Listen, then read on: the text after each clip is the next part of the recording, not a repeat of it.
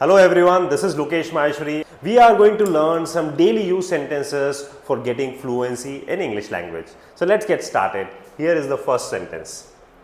मुझे नहीं लगता कि ये सही है. Now मुझे नहीं लगता कि ये सही है. I don't think this is right. Now this is what I feel. I don't think this is right. मुझे नहीं लगता कि ये सही है. मुझे नहीं लगता कि उसको ऐसा करना चाहिए. I don't think he should do this. तो मुझे नहीं लगता. I don't think this is right. तो मुझे नहीं लगता कि ये सही है. तो यहाँ पर हम क्या बोलेंगे? I don't think he should go. मुझे नहीं लगता उसको जाना चाहिए. I don't think he should argue. मुझे नहीं लगता उसको बहस करनी चाहिए. तो यहाँ पे I don't think this is right, कि ये सही है. तो आई डोंट थिंक का मतलब क्या? मुझे नहीं लगता. नेक्स्ट है क्या? तुम हमेशा बहाना बनाते हो. अब बहाने बनाने को इंग्लिश में बोलते हैं make excuses. You always make excuses, यानी कि तुम हमेशा बहाने बनाते हो. Why do you always make excuses? आप हमेशा क्यों बहाने बनाते हो? She always make lame excuses या फ्लम्सी एक्सक्यूजेस. वो हमेशा झूठे बहाने बनाती है. तो लेम एक्सक्यूजेस और फ्लम्सी एक्सक्यूजेस का मतलब होता है झूठे बहाने बनाना. तो मेक एक्सक्यूजेस का मतलब क्या हो गया? बहाने बनाना. I don't never make excuses. मैं कभी बहाने नहीं बनाता हूं. राइट? ओके. मैं इससे बिल्कुल सहमत नहीं हूं. I completely disagree with this. मैं इससे बिल्कुल सहमत नहीं हूं. मैं तुम्हारी बात से बिल्कुल सहमत नहीं हूं. तो I completely disagree with you. मैं तुमसे बिल्कुल सहमत नहीं हूं. और अगर आप सहमत होते हो तो आप बोलेंगे I agree with you. I completely agree with you. मैं तुमसे पूरी तरह से सहमत हूं. तो I completely agree with you. I completely disagree with this. मैं इससे बिल्कुल सहमत नहीं हूं. ओके. क्या तुम मुझे सही में से समझा पाए? क्या तुम मुझे सही से समझा पाए? ओके. तो वर यू एबल टू. अब यहां पे कोई भी काम जो हम कर पाए, were you able to explain it clearly to me. क्या तुम उसको सही से समझा पाए? मुझे इस पर दोबारा सोचने की जरूरत है. अब ये काम आपको करने की जरूरत है. तो I need to think about this again. मुझे इस पर दोबारा से सोचने की जरूरत है, मतलब इस पर दोबारा से काम करने की जरूरत है. तो I need to think about this again. आपको भी इस पर दोबारा सोचने की जरूरत है. You need to think about it again. Do I also need to think about it again. क्या मुझे भी इस पर दोबारा सोचने की जरूरत है? No, I don't need to think about this again. मुझे इस पर दोबारा सोचने की जरूरत नहीं है. But you need to think about this again. तुम्हें इस पर दोबारा सोचने की जरूरत है. तुमने मेरी बात को गलत समझा. गलत समझना, मिसअंडरस्टैंड करना. तो यानी कि you misunderstood what I said. You misunderstood what I said. I didn't mean that. मेरा ऐसा मतलब नहीं था भाई. You misunderstood. तुमने गलत समझा. देखिए मिसअंडरस्टैंडिंग होती है ना वर्ड, मिसअंडरस्टैंडिंग वर्ड हम यूज करते हैं, तो उसी से वर्ड आया मिसअंडरस्टूड. तो यू मिसअंडरस्टूड, ये सेकंड फॉर्म हो गया हमारा. You misunderstood what I said. जो मैंने कहा तुमने गलत समझा, यानी कि तुमने मेरी बात को गलत समझा. शी मिसअंडरस्टूड, यानी कि उसने गलत समझा. आई मिसअंडरस्टूड, मैंने गलत समझा. यू मिसअंडरस्टूड, तुमने गलत समझा. तो you misunderstood what I said. तुमने गलत समझा जो मैंने कहा, यानी कि तुमने मेरी बात को गलत समझा. अगर मैं वहां होता तो मैं ऐसा नहीं करता. ये कंडीशनल सेंटेंस हो गया. If I were there I wouldn't have done that. कि अगर मैं वहां होता तो मैं ऐसा नहीं करता. आई वुडंट हैव डन दैट. तो इफ आई वर देयर, अगर मैं वहां होता, तो ऐसा बोलते ना, अगर मैं पढ़ा लिखा होता तो मैं नौकरी करता. तो अगर मैं ऐसा होता तो मैं ऐसा करता. कंडीशनल सेंटेंसेस में आते हैं, which I have already covered in models. मैंने पहले कवर किया हुआ है, लेकिन ये सेंटेंस है तो आप ध्यान रखिए. इफ आई वर देयर, देखिए आई के साथ वर आ रहा है because we are making an imaginary action. यहाँ पे हम इमेजिनरी एक्शन बना रहे हैं. यहाँ पे रियलिटी एक्शन में आई के साथ हमेशा क्या आता है? Was. I was going, I was playing, I was there, I was in office. तो आई के साथ वॉज आता है. लेकिन जब हम इमेजिनरी एक्शन की बात करते हैं, कल्पना करते हैं, which is not in reality, तो वहां पे आई के साथ हम वर को यूज करते हैं. तो if I were there I wouldn't have done that. मैंने ऐसा नहीं करता. इस बात को लेकर मैं बहुत भावुक हूं. Okay. I feel very emotional about this. होता है ना यार, मैं अपनी गाड़ी को लेकर मैं बहुत भावुक हूँ. I feel very emotional about my car. तो किसी भी चीज़ को, जॉब को लेकर बहुत भावुक हूँ, तो I feel very emotional about my job. तो मैं इस बात को लेकर बहुत भावुक हूँ, तो I feel very emotional about this. ठीक है. आई फील वेरी इमोशनल, किसी भी चीज़ के लिए भावुक होना, तो वेरी इमोशनल, दैट इज.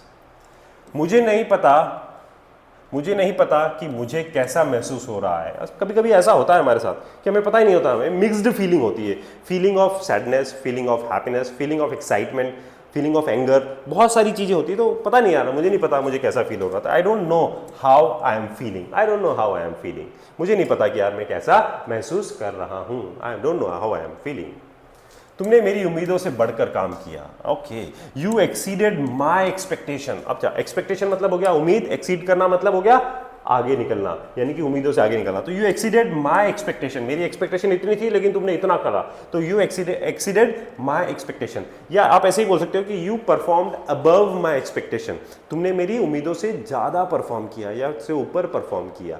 तो अबव माई एक्सपेक्टेशन ऐसे भी बोल सकते हो, you performed above my expectation या you exceeded my expectations, right. Okay, मुझे खुद पर भरोसा नहीं हो रहा था। Okay, I couldn't believe in myself, मुझे खुद पर भरोसा नहीं हो रहा था कि यार मैं इतना अच्छा कर रहा हूँ, यार मैं इतना अच्छा खेल रहा हूँ, यार इतना अच्छा बोल रहा हूँ मैं। तो आई couldn't believe in my self, बहुत सी बार बोलते हैं लोग इस तरह से, आई couldn't believe in my self. But always remember, believe in your self, अपने आप पर हमेशा विश्वास रखो, अपने आप पे बिलीव करो, because you have immense potential, आपके अंदर बहुत पोटेंशियल है।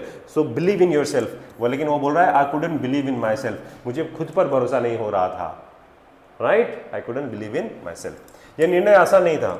This decision wasn't easy, this decision was not easy for me, मेरे लिए निर्णय लेना आसान नहीं था। जॉब छोड़ना, this decision wasn't easy for me, this decision wasn't easy for me, मेरे लिए जॉब छोड़ना आसान डिसीजन नहीं था। तो this decision wasn't easy for me, ठीक है ना, बहुत सिंपल सा सेंटेंस है, आसान नहीं था। हम सबको अपनी राय रखने का अधिकार है। Yes, we are living in a democratic country and we all have the right to express our opinion. So we all have the right to express our opinion, हम सबको अपनी राय रखने का पूरा अधिकार है, right. So we all have the right, right का मतलब हो गया अधिकार।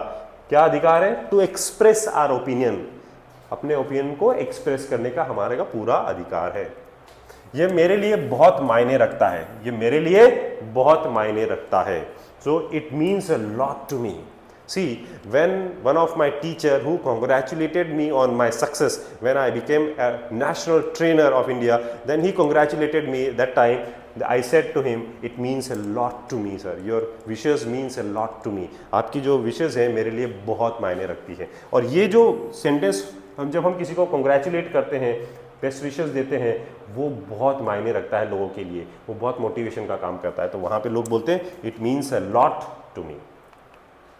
उसने जानबूझकर ऐसा किया, उसने जानबूझकर के ऐसा किया। He did it on purpose. Okay, he did it on purpose. On purpose मतलब जानबूझ करके हो गया। आप ऐसे भी बोल सकते हो कि ही डिड इट इंटेंशनली। इंटेंशनली का मतलब भी जानबूझ के होता है। ही डिड इट डिलिबरेटली, उसने जानबूझ के ऐसा किया। तो डिलिबरेटली, इंटेंशनली या ऑन पर्पस, आप कुछ भी बोल सकते हो। तो ही डिड इट ऑन पर्पस, उसने जानबूझ करके ऐसा किया। तो ऐसे ही करता है हमेशा, ही डिड इट ऑन पर्पस। मुझे नहीं लगता कि उसने ठीक किया। अब उसने जानबूझ के किया, लेकिन मुझे नहीं लगता कि उसने ठीक किया। I don't think he did the right thing. I don't think he did the right thing. मुझे नहीं लगता कि उसने सही किया। I don't think he did the right thing, right. Simple sentence. क्या तुम सच कह रहे हो या मजाक कर रहे हो? अरे भाई, कल सचिन तेंदुलकर आ रहा है, तो are you being serious or joking? Are you being serious or joking, यानी क्या तुम सच कह रहे हो या मजाक कर रहे हो? तो are you being serious or joking? Sachin Tendulkar in Kota. Okay, are you being serious or joking? क्या तुम सच कह रहे हो या मजाक कर रहे हो, राइट। मुझे इस विषय पर और जानकारी चाहिए। I need more information on this topic. मुझे इसके बारे में और प्रैक्टिस करनी है। I need more practice on this topic, ठीक है ना। I need more information, I need more content on this topic. मुझे इस पे टॉपिक पे और कंटेंट चाहिए। तो आई नीड मोर, मुझे यानी कि और चाहिए, more information on this topic. जब मुझे गुस्सा आता है तो मैं चुप हो जाता हूँ। दैट्स द बेस्ट वे कि when I am angry I become silent. जब मुझे गुस्सा आता है तो मैं टीवी देखता हूँ। तो when I am angry I watch TV. जब मुझे गुस्सा आता है तो मैं बाहर चला जाता हूँ। तो when I am angry I go outside, ठीक है ना। तो when I am angry I become silent. जब मुझे गुस्सा आता है तो मैं चुप हो जाता हूँ। कभी कभी हमें वक्त के साथ चलना पड़ता है, कभी कभी नहीं, हमेशा चलना पड़ता है। वक्त के साथ नहीं चलोगे तो पीछे रह जाओगे। So sometimes we have to move. अब यहाँ पे हैव टू आ गया, देखिए फोर्सफुल एक्शन आ गया, करना पड़ता है। तो we have to move with the times.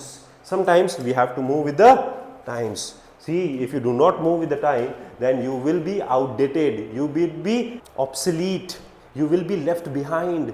So you will be outdated if you are not going with the time. Sometimes we have to move with the times. तो हमें समय के साथ चलना पड़ता है.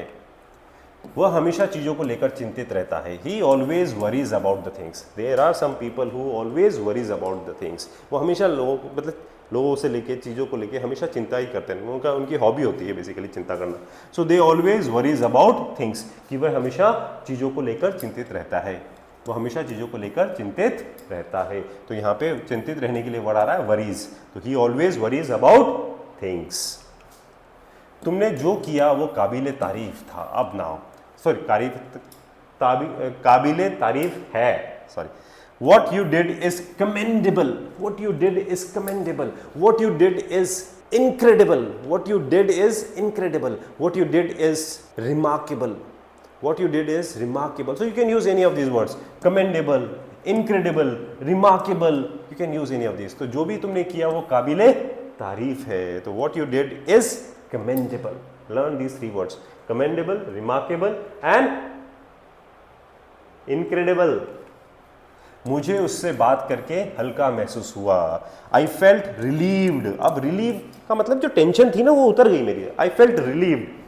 After talking to him. उससे बात करने के बाद मुझे अच्छा फील हुआ. एग्जाम देने के बाद मेरे को बहुत अच्छा फील हुआ. तो I feel relieved after taking exam. After taking exam. Exam देने को टेक एग्जाम बोलते हैं. After taking exam. तो I felt relieved after talking to him. I felt relieved after winning the match. I felt relieved after taking exam. मैं चाहता हूं कि लोग मेरी भावनाओं की कद्र करें. I want. अब मैं चाहता हूं, मैं बहुत सारी चीज चाहता हूं. I want people to respect my feelings. I want people to respect my feelings. I want people to talk to me. मैं चाहता हूँ कि लोग मुझसे बात करें. तो I want people to respect my feelings. I want people to talk to me. I want people जो भी आप चाहते हैं तो वहाँ पे I want people to respect my feelings. मैंने जो कुछ सीखा है वो अभ्यास से सीखा है. Whatever I have learned through practice. अब यहाँ पे whatever का मतलब है जो भी, जो कुछ भी. Whatever you are doing it is wrong. आप जो भी कुछ कर रहे हो ना वो गलत है. Whatever has happened forget it. यानी कि जो कुछ भी हो गया ना उसे भूल जाइए. तो whatever I have learned यानी कि जो कुछ भी मैंने सीखा है I have learned through practice. वो मैंने practice से सीखा है. तो यहाँ पे through का मतलब क्या हो गया? practice से. तो I have learned through practice. ठीक है? Right. Okay. क्या आप इसे थोड़ा विस्तार से समझा सकते हैं? क्या आप इसे थोड़ा डिटेल में समझा सकते हैं? क्या इसको आप थोड़ा संक्षिप्त में समझा सकते हैं? समझना, दोनों का मतलब अलग है. Could you explain it in a bit more detail. Bit more detail यानी कि थोड़ा और विस्तार से. तो डिटेल का मतलब हो गया विस्तार से. और संक्षिप्त में मतलब होता है ब्रीफ में. तो इन ब्रीफ.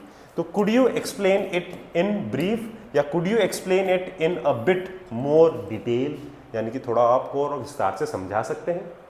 राइट. ओके.